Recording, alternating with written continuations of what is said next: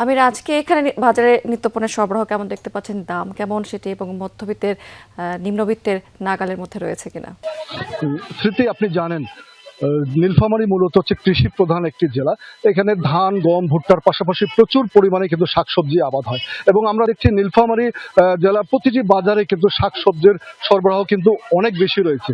তবে দামের ক্ষেত্রে যদি বলি, অনেকটা স্থিতিশীল রয়েছে এবং দুই একটি পণ্যের দাম কিন্তু বলা চলে যে 5 থেকে 10 টাকা বেড়েছে। এবং নিত্য পণ্য যদি অন্যান্য পণ্যের কথা বলি, চালের দামও কিন্তু বাড়তি রয়েছে, সেখানেও কিন্তু 2 টাকা থেকে 5 টাকা পর্যন্ত বেড়েছে এবং অন্যান্য মাছ, মাংস, অন্যান্য পণ্যগুলো কিন্তু আমরা বাড়তি পেয়েছি। আর আজকে মূলত যদি শাকসবজির দাম যদি ছোট্ট করে আপনাকে যদি বলি, সেটি হচ্ছে পটল বিক্রি হচ্ছে 40 টাকা কেজি, করলা বিক্রি হচ্ছে 40 টাকা, বরবটিও 40 টাকা কেজি বিক্রি হচ্ছে, ঢেঁড়স 30 টাকা, কাঁকরোল 50 টাকা, কচু 60 টাকা, বেগুন 40 টাকা কেজি দরে বিক্রি হচ্ছে, মিষ্টি কুমড়া বিক্রি হচ্ছে 30 থেকে 40 টাকা।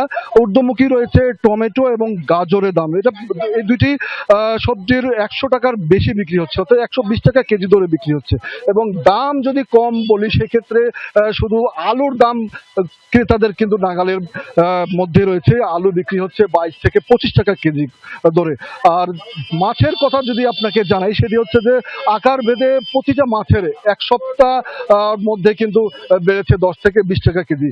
বড় আকারে রুই মাছ বিক্রি হচ্ছে 300 থেকে 350 টাকা কেজি এবং কাতল মাছ বিক্রি হচ্ছে 260 টাকা থেকে 300 টাকা করে কেজি। এবং অন্যান্য যে দেশি মাছ রয়েছে, এবং প্রত্যেকটা মাছেই কিন্তু 300 থেকে 400 টাকা কেজি। এবং এই মাছগুলোতে আপনার বেড়েছে কিন্তু 20 টাকা থেকে 50 টাকা কেজি ধরে। তবে আমরা বাজার ঘুরে একটা বিষয় আমরা লক্ষ্য করেছি যে প্রত্যেকটা বাজার থেকে আরেকটি বাজারে আমরা যাই দেখছি যে দামের ক্ষেত্রে একটা তারতম্য লক্ষ্য করা গেছে। অর্থাৎ একটি বাজার থেকে আরেকটি বাজারে যে পণ্যটি 20 টাকা 30 টাকা কেজি, 20 থেকে 30 টাকা কেজি বিক্রি হচ্ছে, অন্য জায়গায় আমরা দেখতেছি যে বিক্রেতারা দাম হাঁকাচ্ছেন 40 থেকে 50 টাকা কেজি। আমরা বিক্রেতাদের সাথে কথা বলেছি, তারা যেটি বলছে, এটা তারতম্য হওয়ার কারণটি হচ্ছে যে এক বাজার থেকে আরেক বাজারে পরিবহন খরচটা বেশি আছে, দোকান ভাড়া বেশি আছে। তো তারা এই ধরনের অভিযোগ করছেন এবং মূলত ক্রেতারা যেটি বলছেন যে বাজার মনিটরিংটা করা দরকার। কারণ বাজার মনিটরিং যদি নিয়মিত করা যেত, তাহলে সেক্ষেত্রে এরকম নির্দিষ্ট দামে কিন্তু পণ্য বিক্রি করতেন, তার বিপরীতে ক্রেতারাও কিন্তু বলা যায় ন্যায্য দামে কিন্তু তাদের পণ্য ক্রয় করতে পারতেন। তো এই ছিল আমার কাছে নীলফামারী থেকে নিত্যপণ্য এবং শাকসবজি নিয়ে সর্বশেষ।